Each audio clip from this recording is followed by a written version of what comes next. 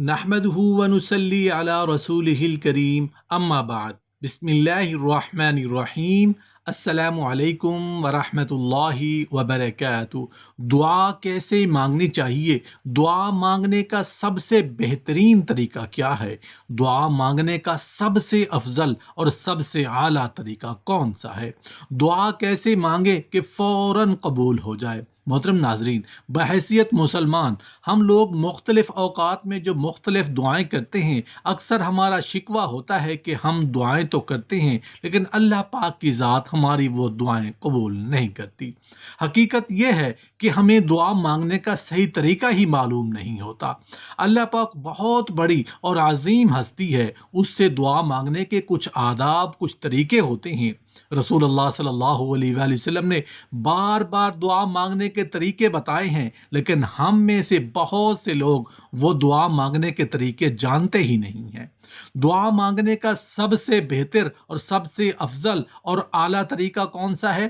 دعا کیسے مانگے کہ فوراً قبول ہو جائے؟ ارشاد باری تعالیٰ ہے، یعنی اس وقت کو یاد کرو جب کہ حضرت زکریا علیہ السلام نے چپ کے اپنے دل میں اللہ تعالیٰ سے مانگنا شروع کی اور چھپی آواز میں اولاد طلب کی، جس کو وہ سنتے تھے اور ان کا اللہ سنتا تھا۔ کسی دوسرے کو اس کی خبر نہیں تھی۔ معلوم ہوا کہ دعا مانگنے کا پہلا ادب تو یہ ہے کہ آدمی چھپ کر آہستہ آہستہ آواز میں اللہ سے دعا مانگے، اور جو کچھ اپنے رب سے مانگ رہے ہیں اس کا ذکر کسی سے مت کیا کریں۔ سب سے پہلے بسم اللہ الرحمن الرحیم پڑھ لیا کر دعا مانگنا شروع کریں۔ دعا مانگے لیکن اپنے رب کائنات کی رحمتوں کا، اس کے فضل، اس کی رحمت اور اس کی دانائی کا شکریہ ادا نہیں کیا تو پھر کیا دعا مانگی؟ سب سے پہلے اپنے رب کی وحدانیت کا ذکر کریں۔ اس کے لیے سب سے آسان ترین طریقہ اور سب سے چھوٹا طریقہ یہ ہے کہ سب سے پہلے سورہ اخلاص پڑھنی چاہیے، یعنی قل هو اللہ احد اللہ الصمد لم یلد ولم یولد ولم یکن لہ کفوا احد۔ اس سورت کے اندر سب کچھ موجود ہے۔ اللہ تعالیٰ کی حکمت و وحدانیت، دانائی، رحمت، سب سے پہلے یہ سورت پڑھیں۔ اس کے بعد جیسا کہ آپ جانتے ہیں خدا کا ذکر کریں اور ذکر مصطفیٰ نہ کریں۔ ہمارے منہ میں ہو ایسی زباں خدا نہ کرے۔ اللہ تعالیٰ کا ذکر کرنے کے فوراً بعد درود پاک کا ورد کریں۔ رسول اللہ صلی اللہ علیہ وسلم سے کسی نے پوچھا میں دعا کیسے مانگوں اور وہ قبول ہو جائے، اس کا کوئی آسان طریقہ بتا دیجئے۔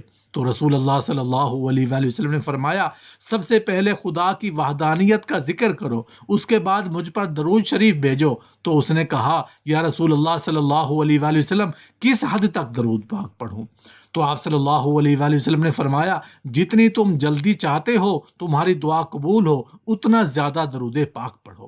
اس فرد نے پھر ذکر کیا، یا رسول اللہ صلی اللہ علیہ وآلہ وسلم 1/4 حصہ درود پاک پڑھ لوں؟ تو آپ صلی اللہ علیہ وآلہ وسلم نے فرمایا، اس سے بھی زیادہ درود پاک پڑھو گے تو اتنی جلدی تمہاری مراد پوری ہوگی۔ تو اس شخص نے پھر کہا، یا رسول اللہ صلی اللہ علیہ وآلہ وسلم آدھا آدھا کر لوں، مطلب آدھی درود شریف پڑھ لوں اور آدھے میں اپنی دعا مانگ لوں؟ تو آپ صلی اللہ علیہ وآلہ وسلم نے فرمایا، اس سے بھی زیادہ۔ اس نے کہا، یا رسول اللہ صلی اللہ علیہ وآلہ وسلم پھر ایسا کر لوں کہ 1 حصہ اپنے لیے دعا کے لیے رکھ لوں اور 3 حصے میں درود شریف پڑھ لوں؟ تو رسول اللہ صلی اللہ علیہ وآلہ وسلم نے فرمایا، اس سے بھی زیادہ۔ تو جیسے کہ انسان کی فطرت ہے کہ وہ خود غرض ہوتا ہے، اس نے کہا، یا رسول اللہ صلی اللہ علیہ وآلہ وسلم پھر میری دعاؤں کا وقت کہاں جائے گا؟ تو آپ صلی اللہ علیہ وآلہ وسلم نے فرمایا، تم درود پاک پڑھو اور اس کے بعد اپنی دعاؤں کی ذمہ داری مجھ پر چھوڑ دو۔ سب مل کے کہو سبحان اللہ۔ یا اللہ پاک ہم سب کو رسول اللہ صلی اللہ علیہ وآلہ وسلم کا سچا پکا امتی بنا اور آپ صلی اللہ علیہ وآلہ وسلم کے نقش قدم پر چلنے کی توفیق عطا فرما، آمین یا رب العالمین۔